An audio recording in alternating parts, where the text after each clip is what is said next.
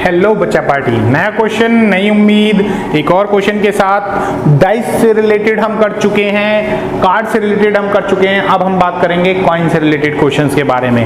Coin से related questions जो आपके एग्जाम में पूछे जाते हैं, उनमें आ सकता है 1 coin tossed, 2 coin tossed simultaneously and 3 coins are tossed simultaneously. इनके बारे में बात होती है। तो सबसे पहले बात कर लेते हैं 1 कॉइन टॉस्ड होगा तो उससे रिलेटेड कैसे कैसे क्वेश्चंस पूछे जाएंगे। डरने की बात नहीं है, जो भी टॉपिक मैं आप लोगों को करा रहा हूं इनसे रिलेटेड और भी क्वेश्चंस मैं आप लोगों को कराऊंगा, लेकिन वही बात लाइव सेशन जब किया जाएगा, जब लाइव कराया जाएगा यूट्यूब पर, तब उन क्वेश्चंस के बारे में बात होगी जो एग्जाम में आए हुए हैं और जो आ सकते हैं इंपॉर्टेंट क्वेश्चंस।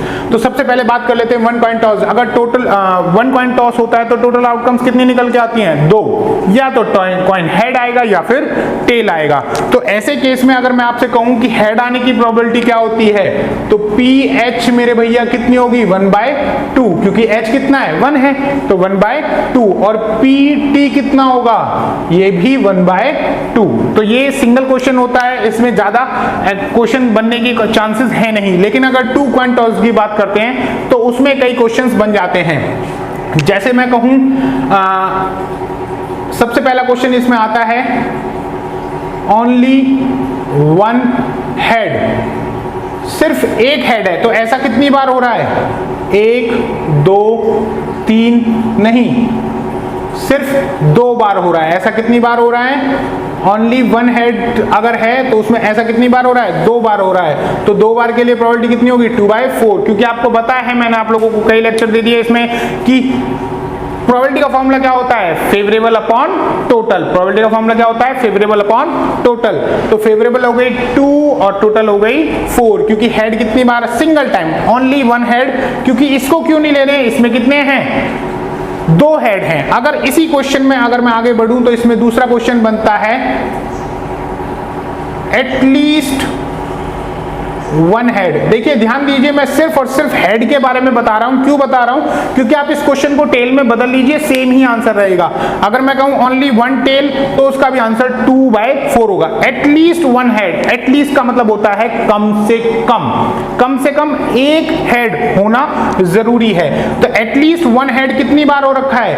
कम से कम एक बार तो होना ही चाहिए, ज्यादा होगा तो कोई फर्क नहीं पड़ेगा। एटलीस्ट का मतलब कम से कम एक हो, ज्यादा होने से कोई दिक्कत नहीं है। तो इसमें कम से कम एक तो है, इसमें भी कम से कम एक है और इसमें भी कम से कम एक है। इसमें एक भी नहीं है तो इसे काउंट नहीं करेंगे। तो यहां पर प्रोबेबिलिटी कितनी आ जाएगी आपकी? एटलीस्ट 1 हेड की प्रोबेबिलिटी आएगी आप लोगों की 3/4। प्रोबेबिलिटी क्या आ जाएगी आपकी? 3/4, एटलीस्ट 1 हेड की। सेम अगर एटलीस्ट 1 टेल पे आ जाए तो, एटलीस्ट 1 टेल के लिए भी क्वेश्चन अगर आता है तो सेम 3/4। उसमें क्या HH काउंट नहीं होगा, क्योंकि उसमें दोनों में हेड है तो उसको काउंट हम नहीं करेंगे। अब बात कर लेते हैं इसका तीसरा पार्ट जो बनता है, वो है एटमोस्ट वाला। अब ये जो एटलीस्ट और एटमोस्ट है ना, इनके बारे में बड़ा ध्यान रखना जरूरी है। एटमोस्ट 1 हेड, अगर मान लीजिए ज्यादा से ज्यादा 1 हेड हो, ज्यादा से ज्यादा क्या हो? 1 हेड हो, ऐसा कितनी बार हो रहा है? इसमें 1 हेड है तो इसमें है भाई, ज्यादा से ज्यादा 1 हेड है, 1 से ज्यादा तो हेड नहीं है। इसमें 1 से ज्यादा हेड है क्या? नहीं है, ये भी काउंट किया जाएगा। इसमें 1 से ज्यादा हेड है क्या? नहीं, इसमें तो हेड है ही नहीं, क्योंकि उसने एटमोस्ट का, इसका मतलब क्या हुआ? या तो 1 या 0, या तो 1 या फिर 0। एटमोस्ट का मतलब क्या होता है? ज्यादा से ज्यादा आप उस पर पहुंच सकते हैं, नीचे कितना भी चले जाइए, नीचे के लिए कोई दिक्कत नहीं है, लेकिन उससे ऊपर नहीं जा सकते। सबसे पहले वाले केस में कितने हैं? हेड है, 2 हेड है, तो वो हमारी जो फेवरेबल कंडीशन है उसको क्रॉस कर रहा है, एटमोस्ट को क्रॉस कर रहा है, तो इसलिए उसको काउंट नहीं करेंगे। तो इसकी भी प्रोबेबिलिटी क्या बन जाएगी? प्रोबेबिलिटी बनेगी वही, लेकिन समझने वाली बात है कि क्वेश्चन पूछा कैसे जाता है। एटमोस्ट के केस में आ जाएगा, एटलीस्ट के केस में आ जाएगा, या फिर सिंगल के बारे में पूछा जा सकता है। ऐसे ही क्वेश्चन पूछे जाएंगे, इससे ज्यादा जो क्वेश्चंस हैं वो टिपिकल क्वेश्चंस इसमें नहीं आते हैं। अब बात कर लेते हैं 3 कॉइन्स आर टॉस्ड साइमल्टेनियसली। सबसे पहले 3 कॉइन टॉस्ड अगर होते हैं तो आपके लिए उसके आउटकम्स को लिखना सबसे ज्यादा जरूरी है। अगर आप आउटकम्स लिख देते हो तो आधा क्वेश्चन तो वहीं खत्म हो जाता है।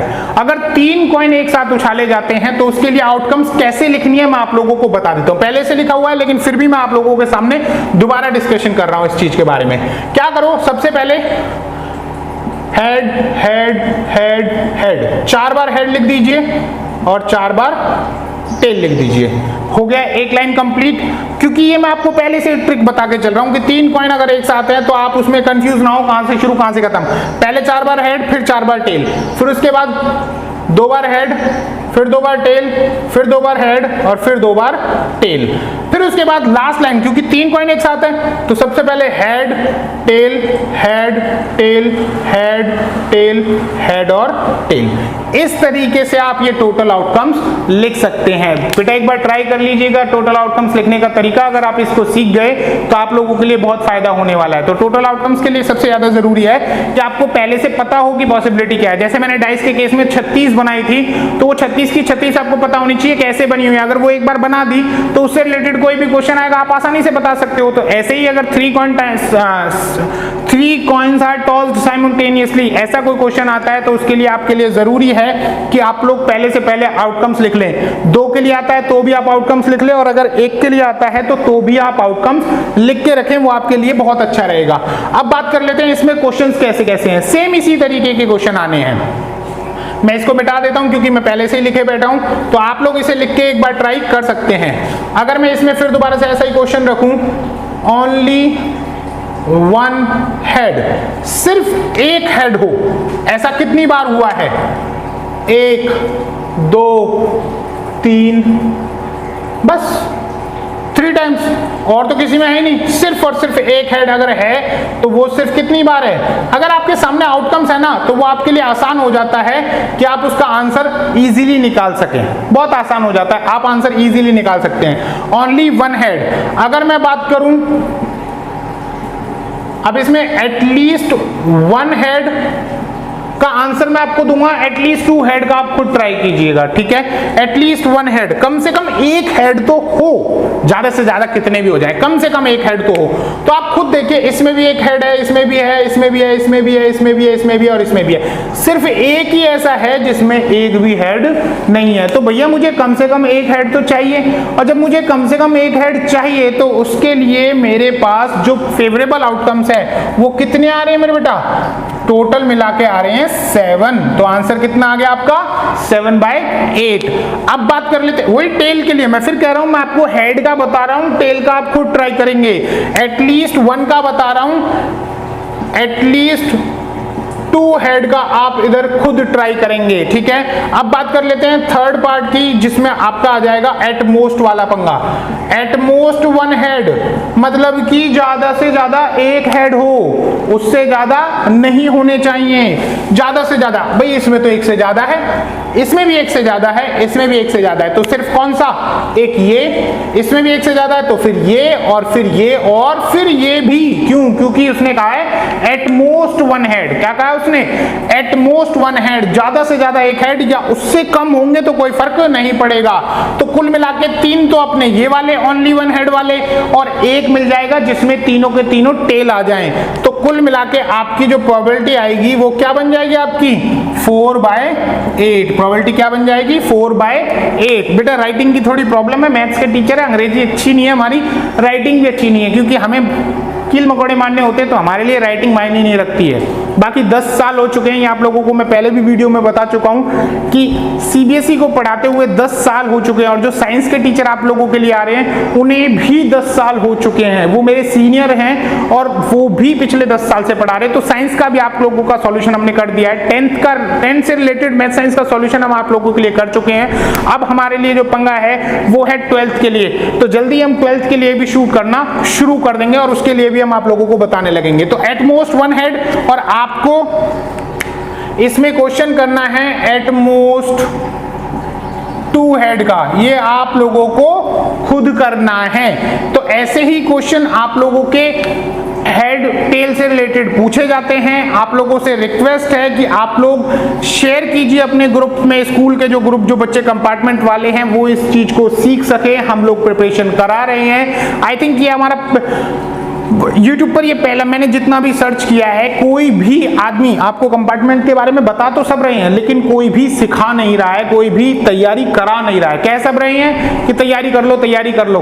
नहीं जी, हम तैयारी करा रहे हैं। एग्जाम हो या ना हो, हमें तैयारी करानी है। आप लोगों के लिए, फ्यूचर के लिए भी उसमें फायदा होना है, तो इसलिए हम तैयारी करा रहे हैं। आप लोगों को हेड के बारे में बता दिया गया है, डाइस के बारे में बता दिया गया है, और आपका कार्ड्स के बारे में बता दिया गया है। अब जो क्वेश्चन बचते हैं वो बचते हैं मार्बल से रिलेटेड। चैनल को सब्सक्राइब करवाते रहिए, लगातार आप लोगों की टीम हमें जो है मनोबल देगी, और हम आगे भी आप लोगों के लिए लगातार एक एक चैप्टर से रिलेटेड मैं कॉन्सेप्ट पहले आप लोगों को समझा रहा हूं, इससे रिलेटेड क्वेश्चंस मैं आप लोगों को एक वीडियो में अलग से बताऊंगा। और इसके लिए प्लेलिस्ट तैयार होगी 10th कंपार्टमेंट वाली प्लेलिस्ट में जाके आप वीडियोस को लगातार देख सकते हैं। टॉपिक आपका टाइटल में रहेगा, तो वीडियोस को देखिए, चैनल को सब्सक्राइब कीजिए, और वीडियो को लाइक करना बिल्कुल ना भूले। कमेंट करके बताइएगा कि किस तरीके से आपको समझ में आया और क्या क्या प्रॉब्लम्स आपकी हैं। कमेंट हम पढ़ते हैं, अगर कमेंट में कोई प्रॉब्लम आएगी तो हम अपने अंदर कुछ चेंजेस करेंगे कि क्या प्रॉब्लम है, दिखने में प्रॉब्लम है, समझने में प्रॉब्लम है, या फिर लाइटिंग की प्रॉब्लम है। मेरी शक्ल को ना देखें, यहां देखना है, ये दिखाई दे तो बेटर है। मैं दिखाई देता हूं या नहीं देता हूं उसका कोई फर्क नहीं पड़ता है, हम दिखे ना दिखे उससे कोई फर्क नहीं पड़ने वाला। So thank you so much, मिलते हैं नेक्स्ट वीडियो में।